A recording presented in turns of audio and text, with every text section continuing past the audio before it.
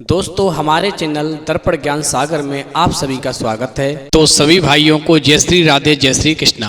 तो दोस्तों आज का प्रसंग है नंबर 1, मनुष्य विपत्ति में कैसे फंसता है। नंबर 2, कौन सा गुण मनुष्य को धनवान बनाता है। तो दोस्तों वीडियो शुरू करने से पहले मेरा आप सभी से अनुरोध है, यदि आपने अभी तक हमारा चैनल सब्सक्राइब नहीं किया है तो प्लीज़ आप हमारे चैनल को अभी सब्सक्राइब कर लें, क्योंकि आपका एक सब्सक्राइब हमारे लिए बहुत ही महत्व रखता है। देखिए दोस्तों, एक बार भगवान शिव माता पार्वती के साथ में भ्रमण कर रहे थे। उसी समय पर माता पार्वती की निगाह एक दुखी एवं गरीब व्यक्ति पर पड़ती है। वो दुखी और गरीब व्यक्ति माता पार्वती और भगवान शिव की तरफ आ रहा था। दोस्तों उस गरीब और दुखी व्यक्ति को देख कर के माता पार्वती भगवान शिव से कहने लगी, प्रभु आप सबके दुख दूर करते हो। ये गरीब आ रहा है, देखो इसके तन पे कपड़े भी नहीं है, बेचारा लगता है कितने दिन से भूखा है, क्योंकि इस पर रास्ता भी नहीं चली जा रही है। मैं आपसे प्रार्थना करती हूँ कि आप इस गरीब का दुख दूर कर दो और इसे अमीर बना दो। दोस्तों पार्वती माता की बात सुनकर के भगवान शिव कहने लगे, पार्वती इस संसार में पता नहीं कितने लोग दुखी हैं और कितने लोग सुखी हैं। जो दुखी हैं वो अपना फल भोग रहे हैं। यदि मैं इसको सुखी बनाना चाहूँ तो भी नहीं बना सकता, मैं इसको धनवान बनाना चाहूँ तो भी नहीं बना सकता। चाहे मैं इसे कितना भी धन दे दूं, लेकिन फिर भी ये धनवान नहीं होगा। दोस्तों भगवान शिव की बात सुनकर के माता पार्वती कहने लगी, ठीक है प्रभु, आप मेरे सामने इसको धनवान बनाओ, मैं भी देखना चाहती हूँ यदि आप इसे धन दोगे तो कैसे इसका दुख दूर नहीं होगा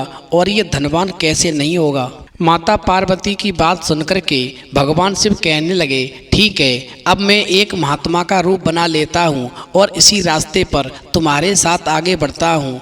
दोस्तों इतना कहकर के भगवान शिव ने एक संत का रूप धारण किया और वो उसी रास्ते पर आगे बढ़ने लगे। आगे से वो दुखी और गरीब व्यक्ति जब भगवान शिव और पार्वती के पास में आया तो उनसे प्रणाम करके कहने लगा, महाराज मैं कई दिन से भूखा हूँ, मेरे जीवन में गरीबी लिखी हुई है, मैंने कई दिन से भोजन नहीं किया है, मेरे पास इतना पैसा नहीं है कि मैं पेट भर के भोजन कर सकूं। मेरी आपसे प्रार्थना है, मैंने सुना है जो संत की शरण में चले जाते हैं उनका बेड़ा पार हो जाता है। प्रभु मैं आपकी शरण में हूँ, आप मुझे इतना धन दे दो जो मेरा जीवन यापन ठीक से हो सके। दोस्तों उधर माता पार्वती भगवान शिव की ओर इशारा करती हैं, प्रभु इसको धनवान बनाओ, मैं भी देखना चाहूँगी यदि आप इसे धनवान बनाओगे फिर ये धनवान कैसे नहीं होगा। दोस्तों भगवान शिव ने उस गरीब व्यक्ति को 4 फूल दिए और कहा, तुम्हें जब भी धन की आवश्यकता हो तुम अपने हाथों में एक फूल लेना और उस फूल की पंखुड़ियों को अलग अलग कर लेना और रास्ते में एक एक पंखुड़ी गिराते जाना।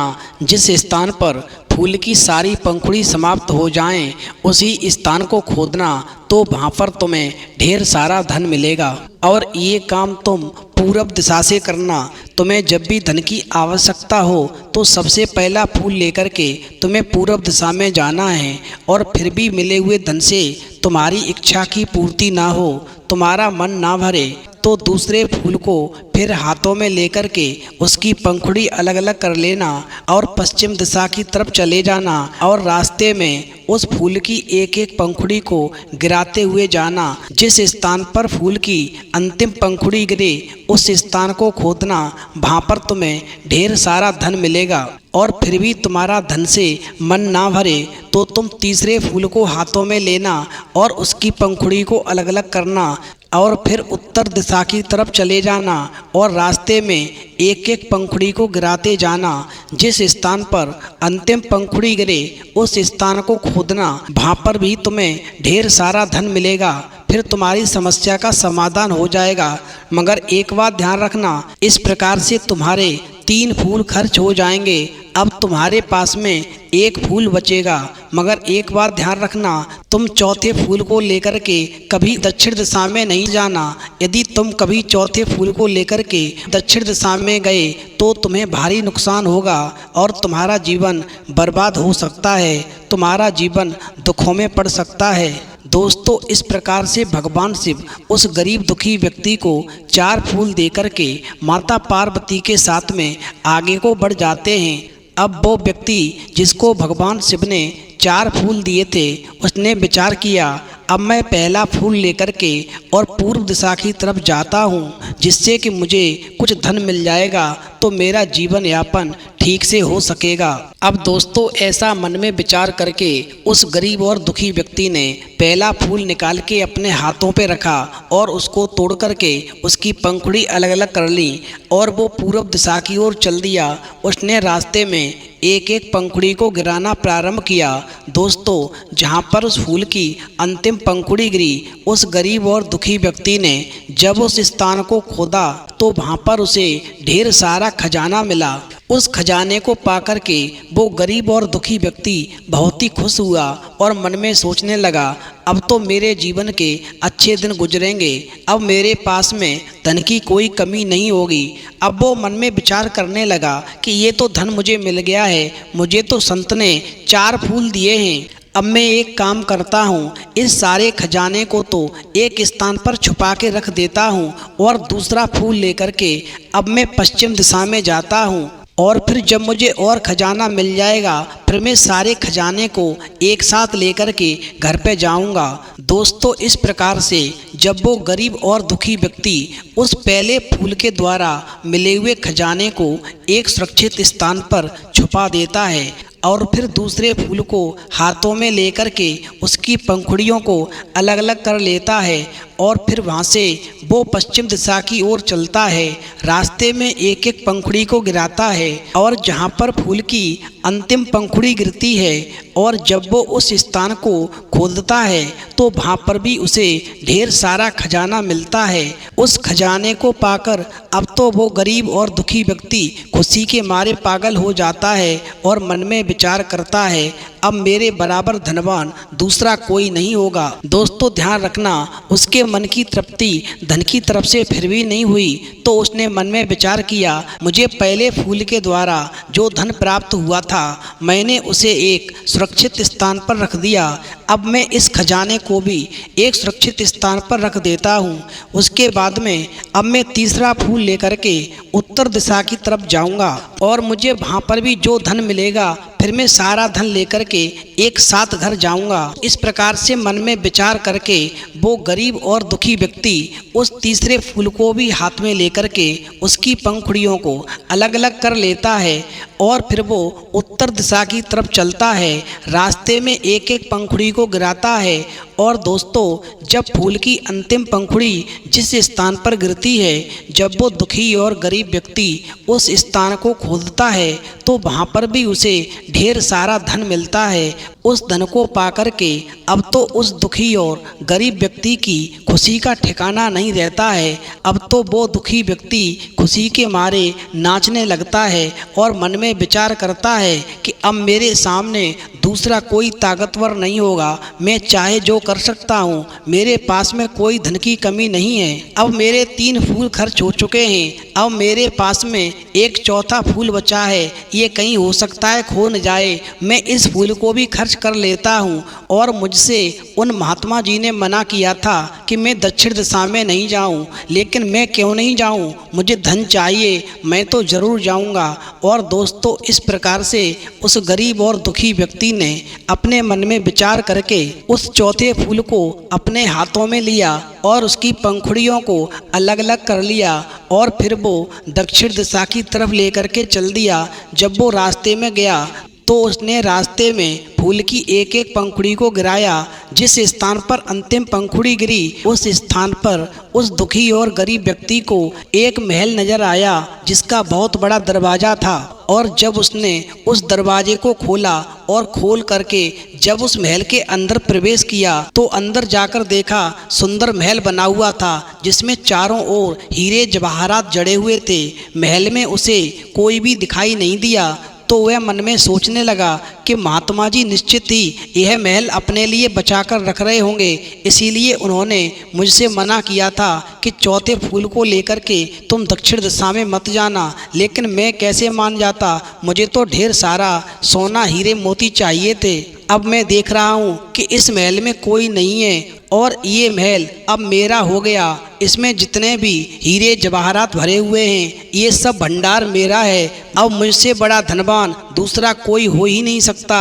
अब मैं अपने सारे जीवन भर राज करूँगा और सुख का जीवन भोगूंगा। दोस्तों, उधर भगवान शिव पार्वती से कहते हैं, देख लो पार्वती, मैंने तुमसे कहा था यदि मैं इसे धनवान बनाना चाहूँगा फिर भी ये धनवान नहीं बनेगा। तुमने जिद की तो मैंने इसको 4 फूल दिए और मैंने इससे मना किया था कि तुम चौथे फूल को लेकर के दक्षिण दिशा में मत जाना, लेकिन फिर भी ये नहीं माना और ये चौथे फूल को लेकर के दक्षिण दिशा में पहुंच गया। अब तुम खुद देखती रहो आगे क्या होता है। अब दोस्तों गौर करेंगे, जब वो दुखी और गरीब व्यक्ति उस महल में कुछ थोड़ा आगे बढ़ा तो उसे कमरे में एक आवाज़ सुनाई दी। वह उस कमरे में चला गया।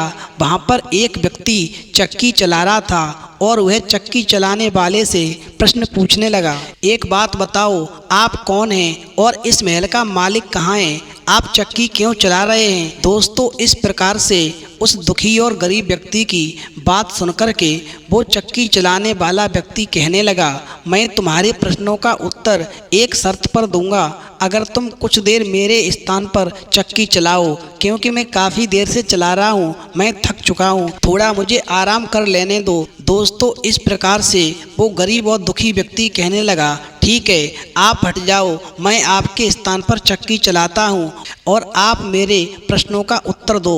अब जैसे ही दुखी और गरीब व्यक्ति चक्की के पास पहुँचता है तो वो चक्की चलाने वाला व्यक्ति उस दुखी और गरीब व्यक्ति को चक्की पकड़ा के और स्वयं हट जाता है और फिर वो दुखी और गरीब व्यक्ति चक्की चलाने लगता है और वो पहले चक्की चला रहा था वो व्यक्ति दूर खड़ा हो जाता है और फिर कहने लगता है, अब बताओ तुम्हें क्या प्रश्न पूछना है, मैं तुम्हारे सारे प्रश्नों का जवाब दूंगा। इस प्रकार से वो दुखी और गरीब व्यक्ति कहने लगा, अच्छा एक बात बताओ, इस महल का मालिक कौन है और तुम यहाँ पर चक्की क्यों चला रहे हो? दोस्तों, इस प्रकार से जो व्यक्ति पहले से चक्की चला रहा था वो कहने लगा, मुझे भी एक संत ने 4 फूल दिए थे और इस दिशा में आने से मना किया था, लेकिन ज़्यादा धन पाने के लोभ में मुझे जो पहले बहुमूल्य धन मिला था मैंने वो भी खो दिया और मैं तुम्हारी तरह अधिक धन के लालच में इस महल में आ गया और आज तक चक्की चला रहा हूँ। इस महल का मालिक वही होता है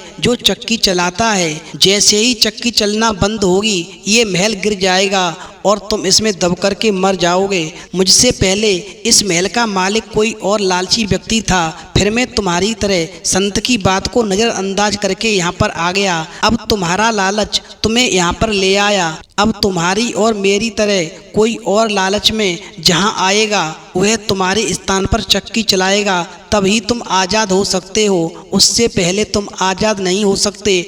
और यदि तुमने धोखे में भी यहाँ से जाने की कोशिश की तो ये मकान गिर कर के नष्ट हो जाएगा और तुम इसमें दब कर के मर जाओगे। ध्यान रखना, जब तक कोई तुम्हारे स्थान पर तुम्हारी और हमारी तरह कोई लालची व्यक्ति आकर के इस चक्की को न चलाए तब तक इस चक्की को चलाना बंद मत करना। अब तो दोस्तों उस गरीब और दुखी व्यक्ति को बहुत बड़ा पछतावा होता है कि मैंने संत की बातों का अनादर किया, उनकी बातों का सम्मान नहीं किया। उधर भगवान से पार्वती से कहते हैं, देख लो पार्वती, इंसान अपने कर्मों का फल भोगता है। इस मृत्युलोक में मनुष्य केवल अपने पूर्व जन्म के कर्मों के आधार पर गरीब या अमीर बनता है। मैंने तुमसे पहले ही कहा था मैं इसे धनवान बनाने का प्रयास करूँगा, फिर भी ये धनवान नहीं बनेगा और मैं तुम्हारी जिद के आगे मजबूर हुआ और मैंने इसे धनवान बनाने की कोशिश की। दोस्तों, भगवान शिव कहते हैं, पार्वती तुम्हारे 2 प्रश्न थे, मनुष्य विपत्ति में कैसे फंसता है और कौन सा गुण मनुष्य को धनवान बनाता है। तो दोनों प्रश्नों का उत्तर समझ लो। जो लालची प्रकार के व्यक्ति होते हैं वो ज्यादा पाने की लालसा में अपना जो बहुमूल्य खजाना होता है उसे भी खो देते हैं और अपने जीवन को दुखों में डाल लेते हैं और फिर सारे जीवन भर इसी प्रकार से दुखना रोते रहते हैं। दोस्तों, भगवान शिव कहते हैं, पार्वती इंसान को अपने जीवन में यदि धनवान बनना है तो धन बचाने का सबसे अच्छा तरीका